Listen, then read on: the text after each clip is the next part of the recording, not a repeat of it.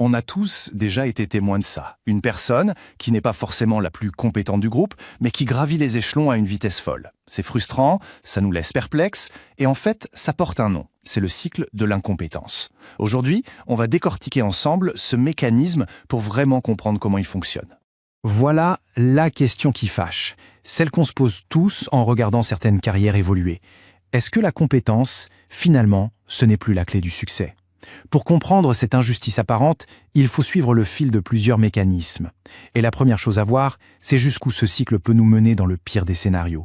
Pour saisir tous les enjeux, regardons le point d'arrivée de ce cycle, la kakistocratie. Ce mot, il vient du grec kakistos, qui veut dire le pire, et kratos, le pouvoir. Littéralement, le pouvoir au pire. C'est un système où les commandes sont tenues par les moins qualifiés. Et attention, ce n'est pas juste un accident de parcours, non, c'est l'aboutissement logique d'une série de phénomènes qu'on va maintenant décomposer.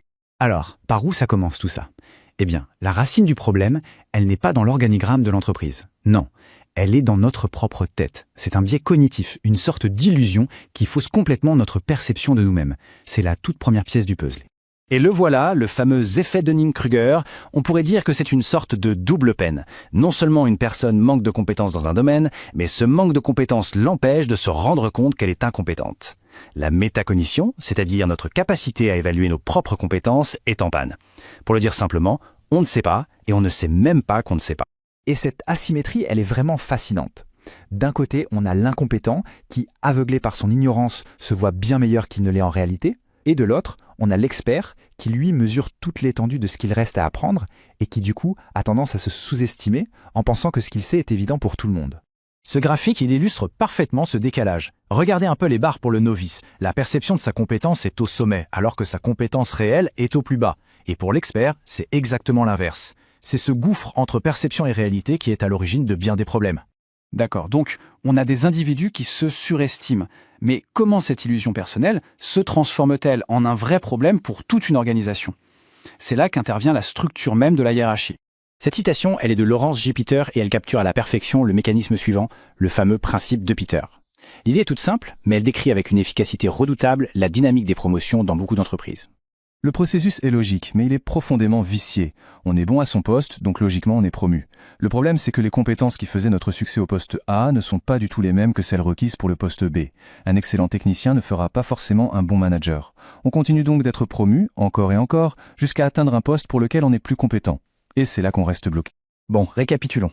On a des individus qui se surestiment, promus par un système qui les pousse vers leur seuil d'incompétence. Mais comment est-ce qu'ils arrivent à convaincre tout le monde en cours de route ? C'est ici qu'intervient le paradoxe de la communication. D'un côté, on a l'incompétent. Porté par son effet Dunning-Kruger, il va asséner des vérités simples, sans l'ombre d'un doute. Il est perçu comme un leader et quelqu'un qui sait où il va. De l'autre côté, l'expert. Conscient des complexités, il va utiliser des nuances, des conditionnels, et il est perçu comme hésitant, pas très sûr de lui, alors qu'en réalité, sa prudence est une marque de maîtrise. Et voilà le résultat. Lors d'un entretien ou d'une réunion, le message simple et plein d'assurance est souvent beaucoup plus séduisant. C'est facile à comprendre, ça rassure. La complexité du discours de l'expert, au contraire, peut déstabiliser ou même paraître confuse, alors même qu'elle est bien plus juste. On arrive à la dernière étape, celle qui va vraiment verrouiller le système et le rendre en quelque sorte contagieux. C'est le recrutement en cascade ou comment l'incompétence apprend à se reproduire. Le mécanisme est implacable. Un manager qui a atteint son niveau d'incompétence est mal équipé pour évaluer une compétence qui est supérieure à la sienne. Un candidat vraiment expert va le mettre mal à l'aise, peut-être même qu'il va se sentir menacé. Alors, consciemment ou non, il va avoir tendance à choisir quelqu'un qui lui ressemble, quelqu'un dont il comprend le raisonnement. Et là, la boucle est bouclée. Et voilà comment le piège se referme. On voit très bien comment les 4 mécanismes s'emboîtent les uns en les autres.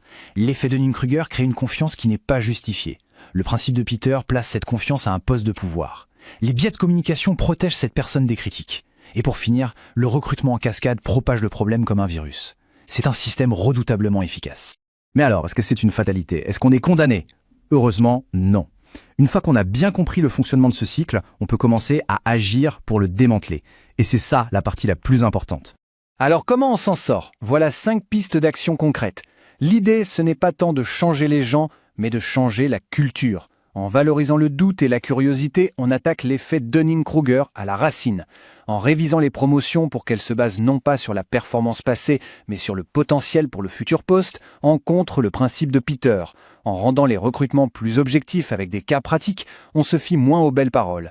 Et enfin, il faut réapprendre collectivement que la nuance, ce n'est pas une faiblesse, mais bien un vrai signe d'expertise. C'est sans doute le message essentiel à retenir. Une organisation obtient ce qu'elle récompense. Si elle valorise l'apparence de la confiance, l'emballage, plus que l'expertise réelle, le fond, alors elle est en train de scier la branche sur laquelle elle est assise. La véritable compétence peut alors devenir un désavantage, et c'est toute la performance qui finit par se dégrader.